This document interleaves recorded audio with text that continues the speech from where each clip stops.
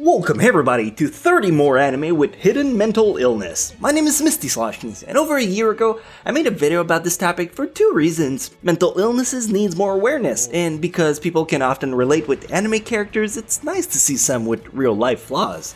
Of course, I'm not a doctor or a psychologist, so these diagnoses are shaky at best, but hopefully this is both entertaining and interesting in its own right.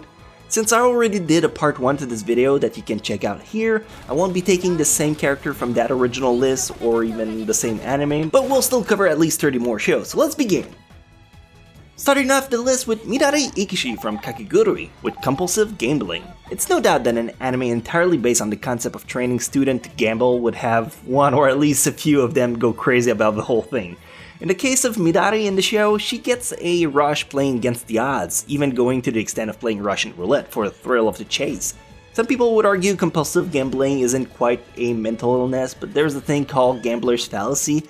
When you play with odds, statistically speaking, you could flip a coin 100 times and it could always end up tails. It's unlikely, as the whole concept, but every throw is a 50-50 shot, so you gotta consider that as a whole. So thinking something along the line of, it's bound to pay out because I lost 10 times in a row is what we call gambler's fallacy, and yeah, it's a serious condition. Shiro from No Game No Life. Separation anxiety, social anxiety. No Game No Life's core duo are really likable. They're both badasses and also share very human-like flaws, and I want to bring your attention to Shiro, who's always tagging alongside her brother, to the point where she totally shut down if she's not in his immediate vicinity.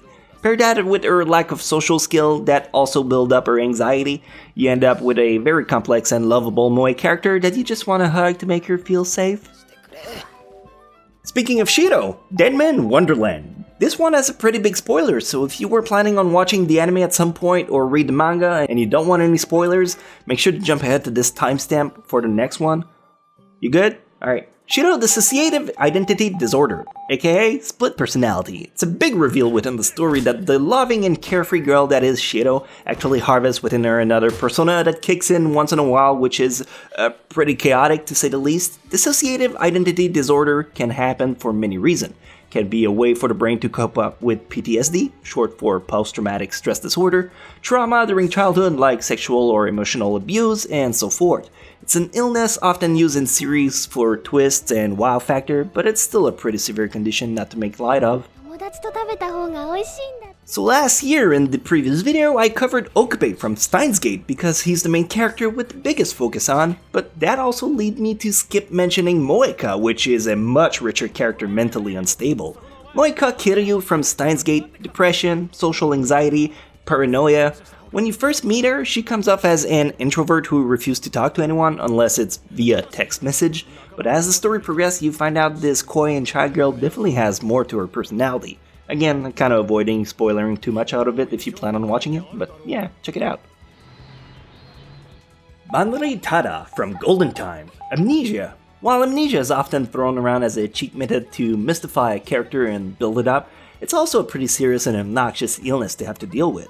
Whether it comes from a concussion or a traumatic event that they try to subconsciously block off, sometimes the memory can come back, but it can also remain locked up forever, which in itself is pretty scary. I don't know, amnesia has been belittled quite a lot and people have been desensitized to it, so moving on I guess. Kaneki Ken in Tokyo Ghoul. Marion Twinnet Syndrome. Here's a very interesting one. The Marion Twinnet Syndrome, while being a real thing, is still pretty undocumented and only very little information is available about it. The name came from Marion Twinnet, the last queen of France, before she died. Legend tells that her hair turned white overnight due to the severe stress she was experiencing. Could probably happen to you too if you were to be executed by guillotine. Anyway, after being tortured for a while, Kaneki also gets white hair. Could be a reference to that. I don't know. It's romantic. I'll count it. If you've seen Hunter x Hunter, you probably came across Isuka. While he is my favorite character in the show, there is no doubt that he's mentally unstable. What's his diagnosis? He's a psychopath, not to be confused with a sociopath. I often see the mix-up. A sociopath is someone amoral, Where someone would share empathy, they simply feel nothing, while a psychopath instead will take pleasure out of something tragic. Of course, they share similar symptoms like prone to aggression, enjoy deceiving others, disregard people, not feeling remorse or guilt, but a psychopath will get a kick out of a bad situation while the sociopath simply remains indifferent to it. And well, if you've seen Hisoka, you can clearly say he belongs to the psychopath category. Rika Takadashi Chunibyo demo koi ga shitai, or the 5th grader syndrome, referred to as the Chunibyo syndrome in the anime, is a very light-hearted and comedic take on a quote-unquote mental illness that affects a lot of people, if not everybody. Look, again, I'm not a psychologist. If anything, it's not even an illness, but it's a mental condition that I want to talk about.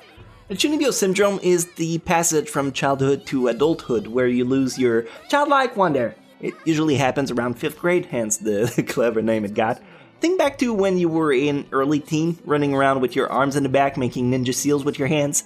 Does that bring any cringe memories? If that's the case, congratulations, you had Chunibyo. Again, probably not as serious as an illness as the other ones, but I just wanted to lighten up the mood before we go back in. Now, in the last video, one of the most interesting pick was Yuki from Future Diary, where we pointed out that he had what's called Stockholm Syndrome. That is a mental illness where the victim of a kidnapping falls in love with his captor. But what if it's the other way around? Well, we call that the Limma Syndrome, where it's the captor who finds himself or herself drawn to his/her victim. And you can find it in Killing Stalking with Sangwoo, a wonderful manhwa that I recommend to everyone. Or if you're blowing a fuse because it's not an anime, Shikimi in Love Tyrant. Prison School, Sexual Addiction. Often called up as nymphomaniac, girls who are obsessed with sexual desires, may that be in exhibition, voyeurism, pornography, prostitution, or any of the tags you can put on your incognito browser. There is also a male equivalent called satyriasis. I know people joke off saying that's just what being a normal guy is all about, but addiction should not be something people belittle. If whichever activity you do gets in the way of your everyday life, or you can't get to move on to something else unless you've scratched that itch, you might find yourself addicted to something. And well, there's a plethora of character and scenario for me to pick in Prison School to illustrate that point, so pick your poison. And now, this segment is brought to you by the PTSD Comedy Center. Again, short for post-traumatic stress disorder, is when something really messed up happened and it fucked up your head beyond repair. Here's a rapid fire of all your favorite character dealing with fucked up shit. Kaiba. Kaiba is a surrealistic anime that covers some pretty dark theme, if you stop to think about it for a second. Beyond the blatant PTSD the character suffers from, the anime also brings mention of body dysmorphic disorder, where someone thinks their body or part of their body is severely flawed and go through exceptional lengths to hide or fix it.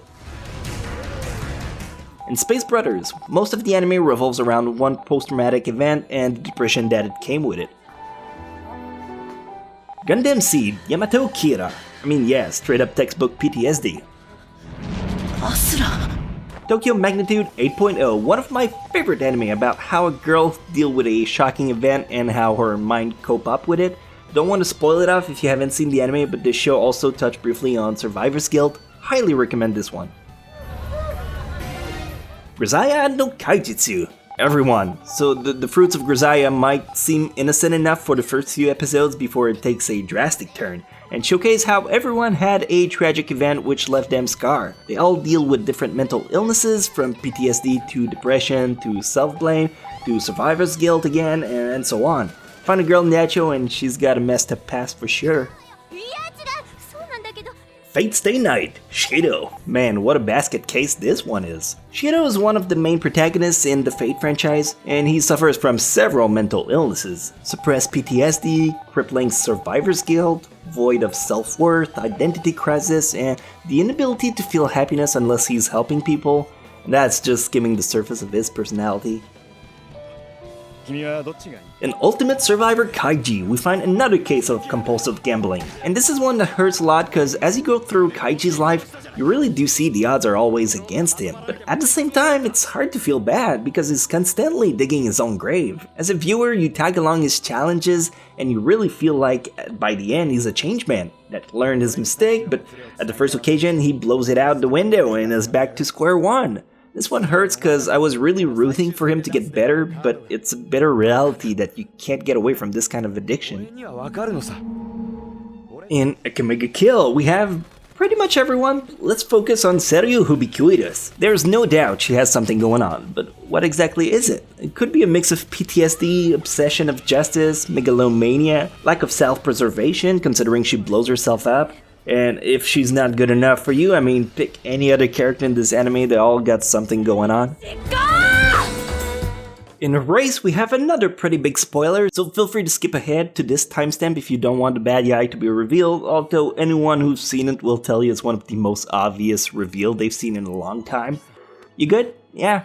Gaku Yashiro, the teacher and the bad guy, suffers from antisocial personality disorder, which is a disregard or violation of human rights, low moral sense, lack of conscience, impulsive and aggressive behavior. I mean, he's the bad guy for a reason. Melancholy of Haruhi Suzumiya, autism. Autism is a pretty taboo topic that people tend to avoid, like walking on eggshell, or get incredibly offended when you bring it up. Look, I know autism is not a mental illness, it's more of a developmental disorder, but work with me, okay? I was not gonna make this title 30 more hidden illness in anime and developmental disorder just to appease the social justice warriors. Anyway, back to my point. There is such a thing called high-functioning autism, which is what Haruhi and Nagato are seemingly suffering from. Asperger's syndrome highlights an higher-than-average intellectual, impaired social skills, repetitive patterns, remember the endless eights? Could be reaching at straws, but is it really that far-fetched? Maybe Haruhi is just an oddball. Again, not a doctor here. Zankyo no Terror, Savant Syndrome. The Savant Syndrome is a thematic in Zankyo no Terror where the Athena plan consists on training gifted children into one particular and unique task. Savant syndrome is often seen on people with neurodevelopmental disorders such as autism. They will be extremely talented in one area. Could be map making, music creation, or plain mind calculation. It's a very interesting illness that I recommend you look into if it intrigues you. Yuri on Ice, anxiety. We all have stress to deal with, it's the #1 crisis in our era, but Yuri is portrayed with chronic anxiety with an eating disorder where he will stuff himself until he gains a lot of weight. I really do feel bad for him. Lucky Star, Akira Kogami, bipolar disorder. Albeit portrayed more in a comedic light, the bipolar disorder is a mental condition where one person will showcase personality trait, and under a certain trigger condition, this person will switch completely of personality. Slightly similar to the split personality, but the difference is that it's not an entirely new persona, more like extreme mood swings. I'm sorry, my layman's term sucks. It's the best comparison I could make. Speaking of split personality, Danganronpa Fukawa Toko. This is a perfect example of dissociative identity disorder, where someone switches entirely of persona, going from the reserved shy girl to the murderous maniac genocider show. Murderous Mania, that segued greatly into Paranoia Agent. I mean, it's in the title, Paranoia, but beyond that, the anime also covers hallucination and the avoidant personality disorder. The avoidant personality disorder is a condition where someone has to deal with social anxiety, social inhibition, feelings of inadequacy, and inferiority. Basically, you want to be loved, but you never feel like you're good enough or worth it. There's also Black Butler and Ciel. Ciel, which comes off as a cold character but had to deal with abandonment issues when his parent left him behind. Kind of like the Batman crisis. And finally, let's end on this segment about depression. Why? Because it's a bummer of a topic and I didn't want to cloud the whole spirit of the video with that, but we also can't diminish its importance. Colorful. Colorful is a dark movie from 2010 which covers the topic of depression which leads to suicide. It's an incredible take on the subject, especially considering how touchy it is to make something of that nature.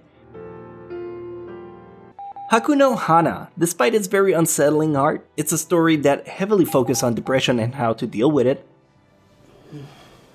Kara no Kyoukai has a great cocktail of illnesses in the whole series of movies, ranging from depression to split personalities, suicidal thoughts, stage of denials, chronic loneliness. It's a really dark series. And the last one would have to be Serial Experiment Lane, which, just like Danganronpa, lanes end up with dissociative identity disorder, aka multiple personalities, and portrays schizophrenia on multiple accounts. So these were 30 additional anime where I could spot out some mental illness trickling out of. Maybe they were intentional, maybe not. But that being said, I would like to also add that having a mental illness doesn't make you less of a person. You're different, and that's okay. If you're afflicted by a problem and you're struggling because of it, may it be depression, anxiety, or any of the stuff I've mentioned earlier, I know there's still a pretty heavy stigma revolving around mental illnesses and that you can just quote-unquote get over it or suck it up. No, and if you're one of those people who thinks like that, you're not helping the person who's struggling. There's professional people out there that can help out. And I hope you can love yourself with the flaws you have the same way I love you for sticking out through this whole video for me. Thanks a lot for stopping by. If you enjoyed this video and haven't seen the first one I made over a year ago, it's still pretty relevant. Feel free to check it out. If not, have a safe trip, and I hope you're happy. コナちゃん強い